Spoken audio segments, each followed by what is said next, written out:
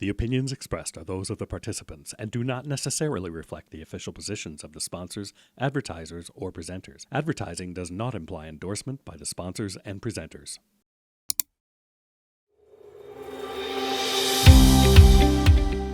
Hey guys, welcome to this week's episode of the Lighting Controls Podcast. We are your hosts, Ron Kuzma and Webster Marsh. This week, our guest is Lynn Gomes. It's going to be a fantastic episode, and this episode is presented by the LCA, the Lighting Controls Association. And now over to Webster for a few other details. Yeah, and I'd also like to say that this is financially supported by the National Association of Innovative Lighting Distributors. And also, if you're listening to this on getagriponlighting.com, you should check out lightingcontrolspodcast.com, where you can find other episodes for this. We will eventually be only hosting these episodes on that website. And additionally, you can check out some merch, which if you're watching the video, you can see me wearing one of the stylish t-shirts. But otherwise, hopefully we'll see you and enjoy. Here's Lynn. All right, everyone, welcome to the Lighting Controls Podcast. We are your hosts, Webster Marsh and Ron Kuzma, where we just like to talk about lighting and controls and usually interview people. Today we have Lynn Gomes, who we're going to chat with. Lynn, do you mind just giving us a quick pitch on who you are and what you do? Yeah, sure. Well, I'm gonna put out a big confession right off first. I'm a mechanical engineer by degree and license. And I came into the controls world, the lighting controls. Well, I've been in the controls world for over 20 years. And for me, as a mechanical engineer, writing sequences of operation, uh, I did it all the time. Never really, well, I thought about it, but I never really thought about how to do it. Um, and then I got into commissioning, and I realized that energy use in a building only 40% mechanical. And at the time, 30% of that use was lighting. And I was like, I'm I'm gonna be a C student at least, plumbing's another 10%. So I'm gonna get myself up, I'm gonna learn lighting and I'm gonna get myself up to a B average in the commissioning world. So that started me on my journey for lighting controls. Along the way, I had great help from James Donson, also a mechanical engineer, learned lighting in order to do better audits, energy audits. I got a shout out credit for him for inspiring me. And then I met Rick Miller. And Rick really helped me understand, that this is a very important thing and that controls are a really important thing and that controls folks need some help.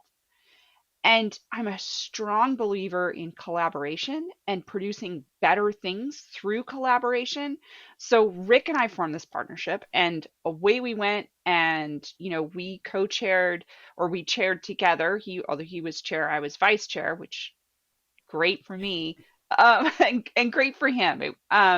But we chaired the new standard for lighting control sequence of operation. I mean, it was definitely a Wonder Twins operation between the two of us, and we had this great committee. And so LPS 16 is out and in the world. It's an IES and ANSI standard. Super excited. So that's about me. A little long. No, that's great. Well, thank you so much for joining us here today. And, I think a lot of what you just said is why I wanted to have you on this show, because, you have such a unique, colorful experience to our industry. And I mean that seriously because, Ron and I came from theater. You see a lot of people from theater migrate into the architectural lighting world. You also see architects migrating in, but it's rare that you get someone who's from the mechanical side of things coming into our industry. And I agree with you on the point of sequence of operations that mechanical engineers really know how to do sequence of operations, but they don't necessarily know why or how they're doing it. It's just that it's part of the process. Whereas in lighting controls right now, it's sort of like, wait, what's a sequence of operations? What are you talking about? Absolutely, but think about it. It just makes oops, sorry folks, there's a phone call coming in, probably just No spam. worries. We'll let it go. So, what's really important to understand is that, for mechanical controls, I mean, we've gone from pneumatic controls, the original universal protocol, right, to electronic controls to DDC in 40 years, right? That's a long time. Right. And so over that course, we've had a chance, the mechanical engineering community has had a chance to, develop a standard of practice, develop specialized contractors, advance, the control systems, have a standard protocol, right? There's BACnet, which is the big granddaddy of standard protocols. That's 40 years. Lighting controls, and really, I shouldn't use the terms interchangeably. I really should be saying lighting control systems because that's what they are now. But you have to understand, in the 80s, we had standalone line voltage controls, right? And those set points and everything, they were done with dip switches, but you could kind of figure it out. They weren't huge, they weren't a giant part of the budget, and they were very much interchangeable. But really, I would say, in 22, well, Title 24, 2011, and yes, I am Which is based a out of California energy California. code. Yeah, and I know California is the kind of prom queen of energy code. We think we're the best. Everybody loves to dump on us, but the reality is that as long as Title 24 and ASHRAE 90.1 go head to head and play Rock'em Sock'em Robots to see who's going to come on top for energy saving supremacy, right? Well, we're always going to keep referring to California Title 24. And what I see is that we're often, for better or for worse, the experimentation ground, and many of the stuff that comes in from Title 24 trickles down into 90.1. So we ASHRAE have to be, 90.1. Ash, thank you. And so I just want to, I know I'm going to end up talking about Title 24 a lot, but if you're prepared for Title 24 and you understand what's going on, you're going to be really well prepared for 90.1 and IECC. So, Well, and I think a lot of engineers kind of follow the code as sort of a basis to start from. And right. so if you use Title 24 as the code that you're going to follow, then you're going to be above and beyond what other systems are. But at the same time, some engineers do want to stay code minimum in their state. That's okay. Code is your basic standard of care. It's going to keep you from getting sued for the most part, right? Sure. So going back to what I was talking about for Title 24 is that Title 24 2011 really took a baseball bat upside the head of the whole industry. We were not ready. We were just on the cusp of the LED revolution, and Title 24 mandated continuous dimming. And dimming ballasts for fluorescent fixtures were actually in short supply for California. I'm not going to go into that. So it was really hard. And then, the requirements for Title 24, 2011, a lot of them required network controls. They required daylighting controls, and it wasn't fully well understood. And so to me, that's what started this whole DDC revolution for lighting control systems. And so you think about these timelines between mechanical controls and lighting. So mechanical controls are here. We're gonna use the whole screen. There we go. Lighting controls really have only had this much time to develop. Yeah. So for to say that, well, mechanical understands that we have all of this and lighting has some time to go, but that's not their fault. No, not at all. We're in this time that people are learning, I would say, the momentum for having digital controls and getting standard sequences of operation, or just even sequences of operation on the plans. That's developing, and I think it's gaining a lot of momentum. And yes. honestly, I'm really excited to see it. The reception behind um, LP16 has been fantastic. I want to really applaud the community for being so enthusiastic about it. Our Rick and I and our committee worked really hard on this. I mean, and we were doing it all through COVID. So Yeah, it was that's pretty much 100% virtual the whole time. When I don't know any committee that before that had done 100% virtual development of a standard. yeah. I don't know. I can't think of the top of my head, but yeah. I mean, it's an incredible feat, and I really do applaud you and the committee for what you achieved with that document. I mean, it's 80 plus pages of really concrete information, really solid, helps a lot of people understand and contextualize what the terminology when it comes to specifying intent, and also just clarifying, okay, where do you get this information? Who do you talk to? Because that's a real difficult thing as well. You know, the term OPR, owner project requirements, is also something that a lot of lighting designers might not be familiar with.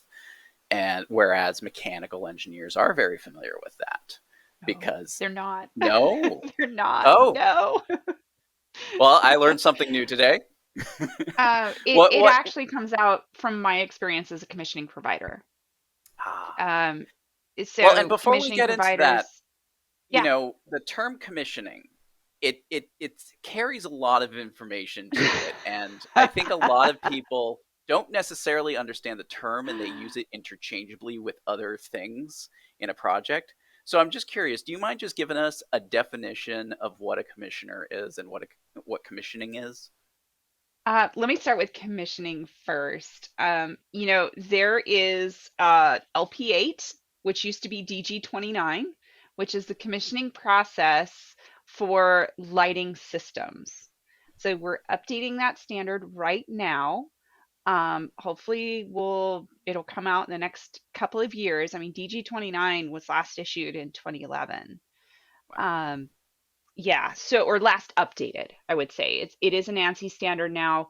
Um, just anyway. But yeah, it is being updated. So that the definition in DG29, now LP8, comes from ASHRAE Guideline 0, and commissioning is a process that works to make sure that the design and the build fulfills the owner's desires. Uh, and at its core, well, okay, one, it's a process. That's the most important thing to understand. And it's really a quality and risk management process. And it focuses on energy consuming systems in the building. And, that's everything that you think of from, mechanical, electrical, plumbing, but also the envelope, right? How you build your envelope is going to determine how you consume energy in that building. If you have no windows, you need a crap ton of lighting, right? So that's crap ton is like this much, right? There's like Yeah. a okay. Well, and for the people who aren't watching and just listening, a crap ton is about, you hold your two hands together and you've got something. There you go. There you go. Sometimes it's like a fish story and it just keeps getting bigger, you know. But yeah, so I mean, commissioning being a process, a lot of people Yes. associate it with really the end phase of a project, which is programming, integrating, training, pass off, all that stuff. Yes. But that's really just a portion of commissioning. That's not the whole picture. Exactly. Yeah, and colloquially commissioning is used as something synonymous with startup. Mm, And I understand that. I don't usually correct people unless it's important to do so. mhm. Putting on my third party commissioning provider hat, if I have an owner asking me to provide commissioning services, or hey, I need you to commission this process or project, I may have a little bit of conversation to understand what they're really asking for. I've written blog posts on it. a long time ago, so folks are really interested. They can look those Is there up. is I there a think good they're place also to look on for that? LinkedIn. LinkedIn. LinkedIn, I think, yeah, they're most of them are duplicated on LinkedIn. And if you really want to go down the rabbit hole, you can look up my past employer, like KW Engineering, who I used to work for. There's some blog posts there, but there's also, you know, uh, the Building Commissioning Association archives presentations. So you may find some of my presentations there as well. We could put some links in the description so that listeners Okay. and viewers can link to that, because I mean, it's definitely a term that gets misappropriated a lot, and so I think really making sure that people have a clear definition of what commissioning is helps, because Yeah. I've definitely seen, like, even in written Division 26 specifications, it's like commissioning agent. Well, that's okay. Yes, this is part of the commissioning Yeah. agent's responsibility, but that's not their Yeah. job. And so, really clearly defining that information is helpful so that we don't Yeah. end up with scope gap in our projects. For sure. And I do recommend going back to DG 29 or LP8. For that, in the update for LP8, we plan to add additional details for that. And the Building Commissioning Association actually also has some really good resources for standard specifications. Um, I don't know if it will happen, but we're going to try to incorporate a standard Div 26 spec in LP8 if we can make it work. There's additional context that you need between, Mhm. There's at least 4 different commissioning specs in a project. There's a Division 1 commissioning spec, which kind of gives the whole big overview, and then a commissioning spec in each division for that there is commissioning scope. So, I say there's at least 4, because typically you have a mechanical commissioning, electrical commissioning, and plumbing commissioning, right? MEP, division 23, 26, and 22. Right? But you may also have a Division 1 commissioning spec alongside your general commissioning spec, and that other Division 1 commissioning spec will be for envelope, right? Mhm. You may have additional commissioning specs in Division 25, depending. Best practice is to go down and do Division 25 as well.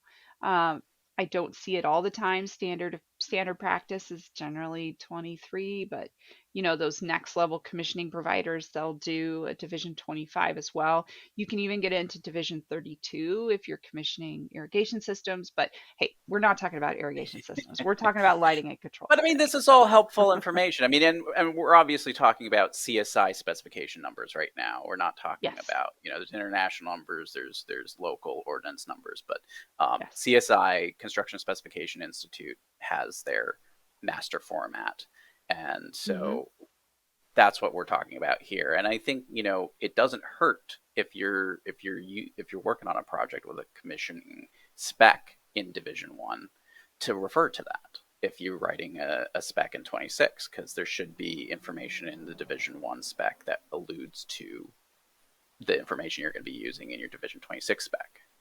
Exactly. But yeah, so I mean, you know, coming from the mechanical world, I guess it sounds like there's still,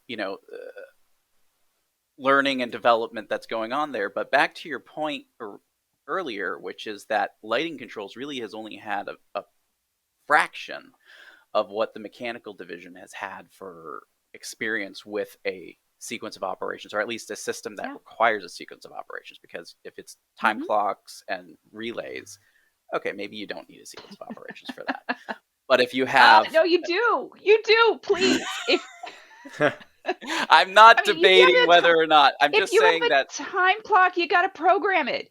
And yes. the reason I want to set that record straight is so many times as a commissioning provider, and now as my role as an MEP coordinator for a general contractor, I I ask for, what do you want me to program the lighting controls to, or the plug load controls to, right?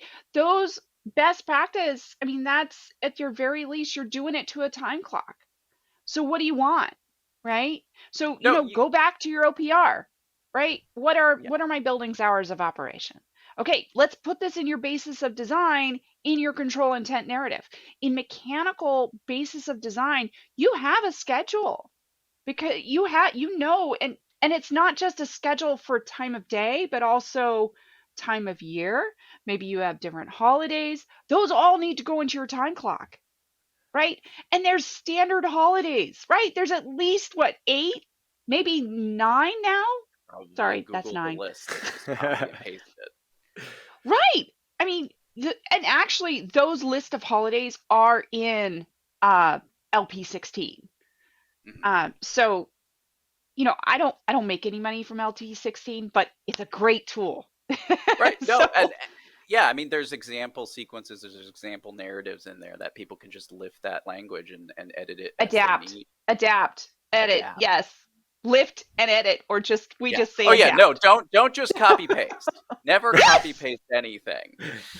That's a bad practice that people sometimes implement, and I highly suggest that at the very least you read through whatever you've copied and pasted so that you Yes, can yes. clarify whether or not it's usable for your Yeah, project. But yeah. back to your point, you're right. I was being facetious, but you're right.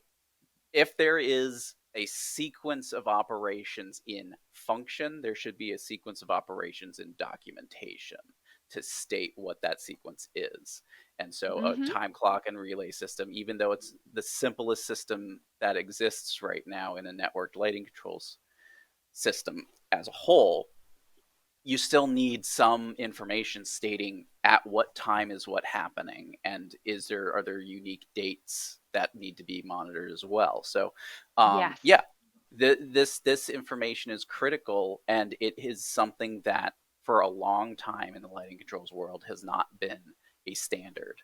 There are definitely groups out there that have adapted. I worked at an MEP firm that used to have a sequence of operations built into their relay panel schedules. And so whenever you put a relay panel schedule in, it just auto-populated at the bottom. Okay, this is what this time is, this is what that time is. And so you were forced to state a sequence of operations with whatever relay panel you were using. But that's not the norm. That's not the standard when it comes to relay panels on drawings. So whereas in mechanical division, at the very least, it sounds like that is the standard, that is the norm to implement. And so we're still trying to catch up to that point.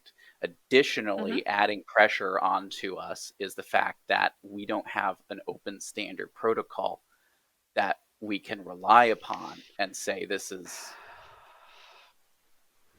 You seem to Yes. have a heavy sigh in response to that. Yeah. I mean, yeah, BACnet has made many things um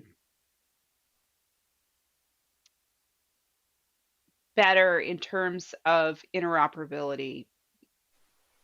I could dive down into the details and let me know if you want me to go there, but there are some nuances with BACnet that I wish would change, that interfere with interoperability. But at the same time, when you're doing integration with other control systems or just other systems, you know, understanding that the protocols are all written in BACnet.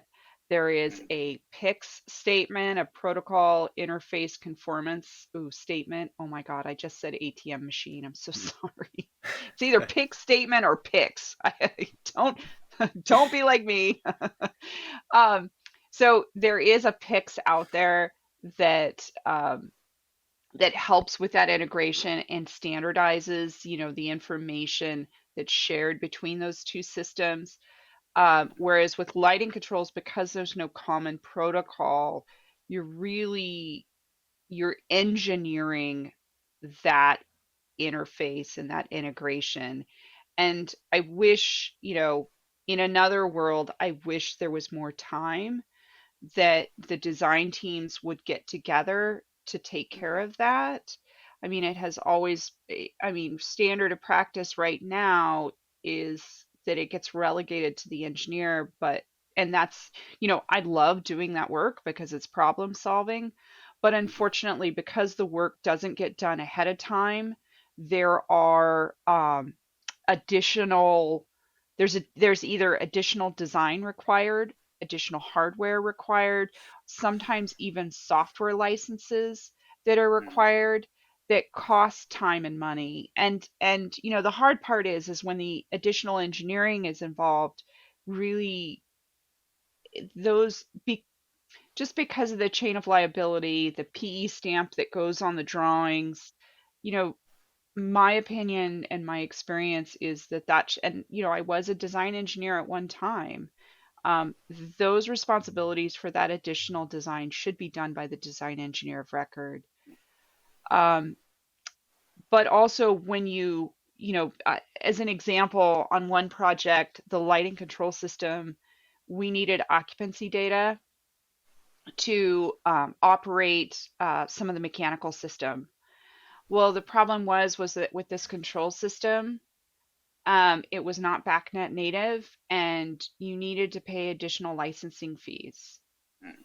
So that would have cost $70,000 for the project. Wow. Yeah. That's a lot to add. So that was a lot. There was a lot of negotiation that happened behind the scenes. Thankfully the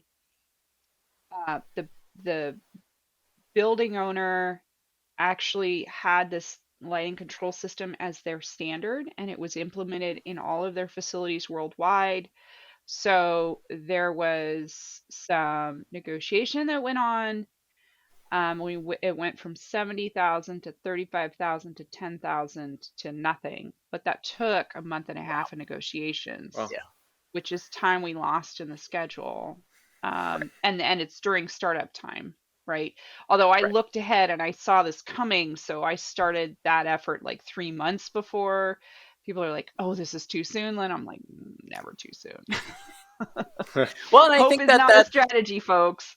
that says a lot to the commissioning agent's responsibility, is that they will look ahead and try to identify these kinds of collisions that will happen. Yes, yes. When I was a third-party commissioning provider, we called it prevent, don't pray. Right. Let's Well, prevent the issue and not pray it doesn't happen. Right. And I think, there's a lot of praying on the design and specification side when it comes to these sorts of things, either because the project was crunched in design time or because of unfamiliarity with the system or any number of factors that get involved. And so this hesitancy to bring it up early Yes. would Yes. almost like ask for it to happen, as opposed to if you pretend it doesn't exist. And let's face it. I mean, design budgets have not recovered since the 2008 recession at all. But what has happened on the other side? Code requirements have gotten more rigorous. Right. So I am, forgiving, and I do understand why designers may not put these things in their designs. They just don't have time. They don't have budget for it. And if, the standard for forever has been just let the contractor deal with it, and we do most of the time, but I'll tell you what, there's a lot of stuff that goes on behind the scenes that there's a lot of work. I mean, there's a reason why I have a job as an MEP coordinator. Right. That role doesn't come out of thin air. Right. No, you're filling in an absolute need that I think is most readily apparent in states like California, where there's requirements that highlight that, yeah, you need to commission your project. You need to meet these really rigorous standards for energy code compliance. Whereas in other states, they're not there yet, but this is a need that will need that as energy codes get more complex. You need to have somebody who's going to be monitoring down the road and going, oh, by the way, this is a problem, needs to be solved now, not later. And it's not even just energy codes. It's system compatibility as well, right? I mean, right? like you were saying, that's a huge Yes. part of what we do every day is we end up stirring a lot of pots, right? Because you get in front of everybody and you prevent, right? That's a great word. Because we look ahead and we go, okay, what is the plan here? And you start realizing that there's some issues and things that people didn't necessarily think through. And there's so much more to it than just the energy code without that sequence of operations that we really don't have Yes. now. And especially with multiple Yes. systems without communication like BACnet, where you can't just make everything talk to each other so easily. Yeah. I agree. So, I mean, this has been something that we've talked about before on this show, and I think you're really hammering a lot of points that we've heard before, but you're almost hammering like the source of the problem at the same time, because a lot of people have issues with lighting control systems for a number of reasons, but it's almost like, well, if you have a commissioning agent and an integrator involved, then these problems should never have happened to begin with. But because we don't have a commissioning agent or an integrator involved on a lot of these projects, it's almost like there's no oversight with this compatibility or this functionality. Yeah.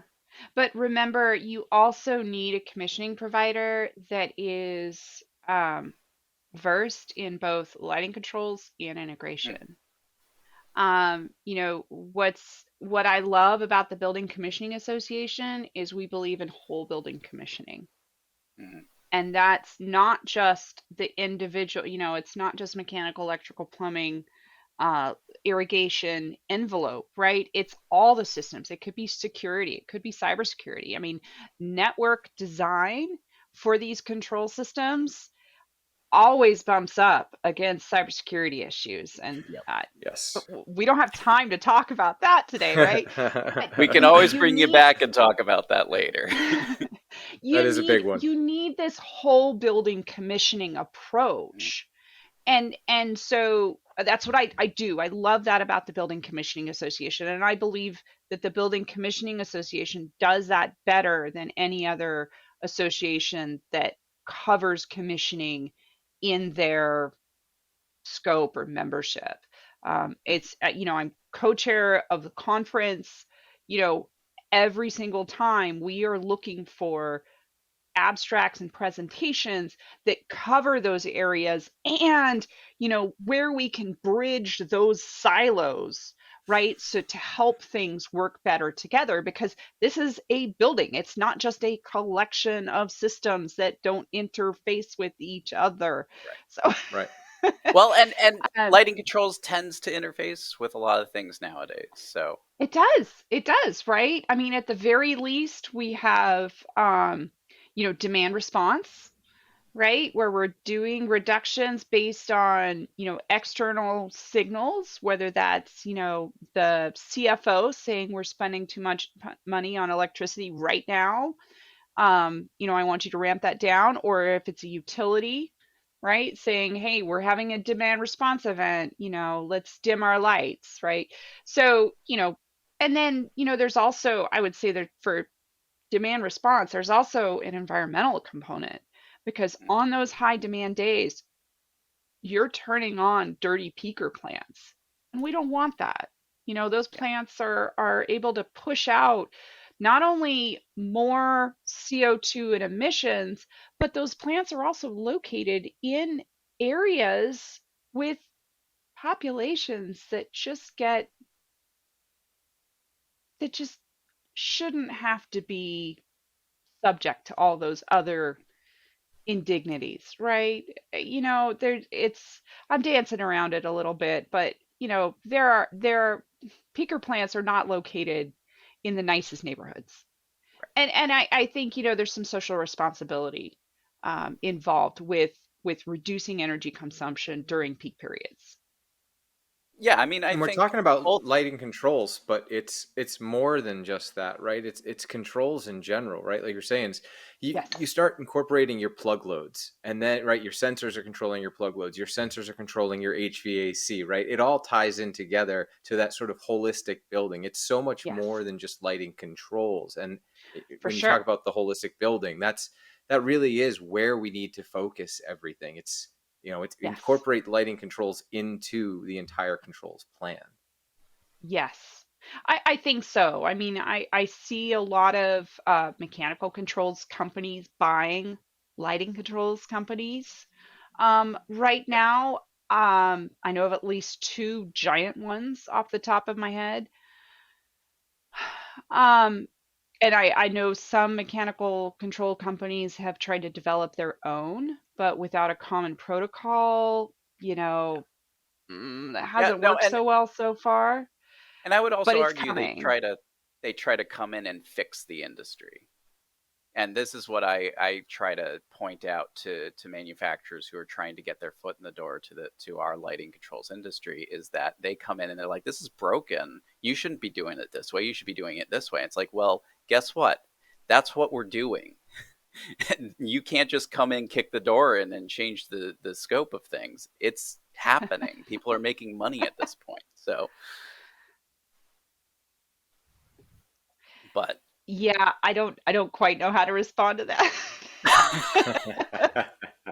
I mean, I mean, other than just to agree with you, I see the same thing. yeah, I do see it it, happening as well. well, and it's their definition of broken. It's not our definition of broken. So it works. We are making it work. But at Yes. any rate, um, so yeah, I mean, as far as the mechanical groups trying to make penetration in this, one of the things you mentioned was that we don't have an open protocol, which makes it really difficult for them to be able to enter our market because they're used to like BACnet IP or something like that. Yeah, and I've heard a lot of strong opinions at Light Fair from lighting designers about, having BACnet be the standard protocol for lighting control systems. Um, I honestly, I'm sorry, but I just don't have a strong opinion on it. I really don't know enough.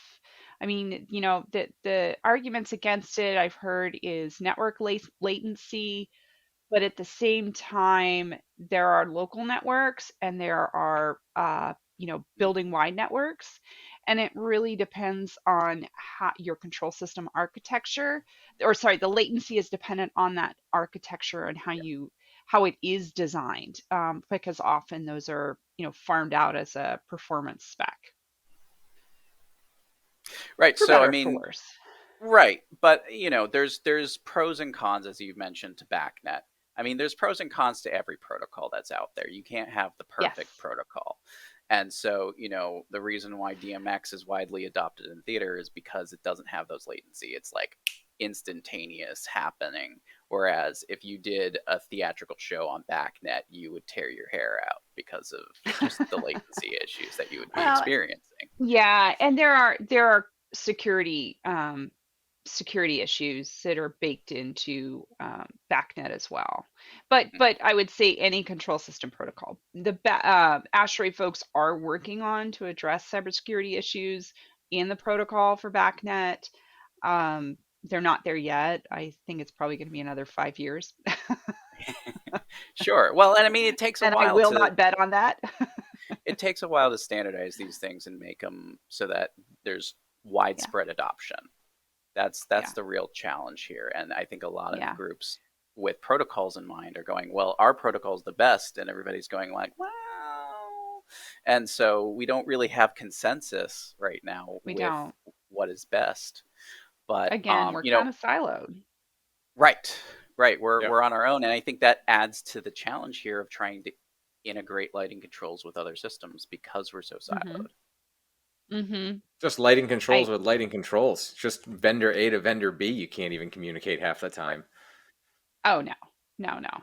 I mean, I equate the uh, w- where lighting controls are right now, looking back on HVAC stuff, we are kind of in this electronic controls to DDC controls transition. But once we go full DDC, just because it's DDC does not mean it's compatible, like we've been talking about. In the old days when we had line voltage control, we couldn't do as much, right? There were no network kind of controls, but they were truly interchangeable, kind of like how pneumatic was with HVAC. So not as many bells and whistles, but it was truly interoperable. Can we get to interoperable once we go to DDC? I hope so. We're not, I mean, even on the HVAC side, we're not truly interoperable for BACnet. I mean, manufacturer A's flavor of BACnet may not necessarily be okay with manufacturer B, because when you have these controllers, they're running off their own drivers essentially. Not Yeah. it's For all intents it's and an purposes, you're imperfect term talking for about that. a Yeah, box that is not the brain, that takes that is information right. in and spits information out. Yeah. So applying one control system on top of that, it doesn't. It's not as easy, as we'd like, even though they all speak BACnet. Well, we're almost out of time, but I just want to summarize sort of the stuff we've meandered around here. But ultimately, you're an MEP coordinator who kind of hovers over projects and makes sure from beginning to end that it meets the owner's intent, that they really get what they're paying for. And I would say that in a degree, you almost work hand in hand with an integrator to be able to achieve a successful project, because you would be able to communicate directly with the integrator, say, okay, this is what they want, but also make sure that all the documentation is there to support that. But right now, when it comes to lighting controls, we're in our infancy when it comes to fully networked systems that are building holistic, that integrate with other systems. And because of that, we have a lot of challenges that we need to overcome until we get to maybe the golden age of lighting controls, where it's easy to set up, it's easy to integrate, it's easy to implement. Everybody loves it. Nobody's taking tape and taping over their daylight sensors, and But Lighting right now controls we're not there. Nirvana. Yeah, No. we're nowhere near that right now, but that's because we still have a lot of growth that needs to happen. We need to Webster's trying to put me out of a job. Well, no, I'm trying to That's put okay. you in the forefront of a job. I mean, an integrator should be an essential part of a project, just like a commissioning agent, just like an MEP coordinator. These are roles that exist in other parts of our industry, mechanical division, for instance, as a necessity, standard. It's expected Yes. that you have a commissioner. It's Yeah. expected that you have an integrator, and we don't have that right now. And so everybody's like, well, this is an added cost. Why am I paying for a commissioner? I can commission my own project. Well, you can't. unless you're a trained commissioner, you can't. Just like you can't integrate your project. Not just that, but when you're doing commissioning for your own project, you're blind. You have blind spots, right? And that's the beauty of third-party commissioning. Is it might be a little painful, but really the only thing that gets hurt is your ego. And your ego, believe me, my ego, I can't tell you how many mistakes I've made. My ego recovers. So, you do really need a third-party commissioning provider to help you find those blind spots, the stuff, the unknown unknowns, right? That someone to say, hey, let's work this out. I see this issue, or I've seen this issue on my last 5 projects. You might not have seen those yet, but it's coming, right? So well, then, third party. Thank you so much. Really appreciate you joining us today. I think, this was a really great conversation. We'll definitely have you back on the show in the future to talk more about maybe BACnet, maybe other issues, but network security. But it was an absolute blast. Thank you so much. Honestly, both of you, thank you so much. I mean, this was an honor. I listened to this podcast on my commute. I really enjoy the speakers. I love hearing the different viewpoints. So thank you guys very much for having me on. Appreciate it. Hey guys, thanks for watching and listening this week's episode of the Lighting Controls Podcast. That was a fantastic interview with Lynn, and once again, this episode is presented by the LCA, the Lighting Controls Association, and Webster will close us out. And also, this episode is financially supported by the National Association of Innovative Lighting Distributors. And additionally, again, just a reminder, if you're listening to this on getagriponlighting.com, hopefully you're going to check out lightingcontrolspodcast.com, which is the official site for this podcast. And if you're interested in supporting this a little bit more, you can check out the merch that we have.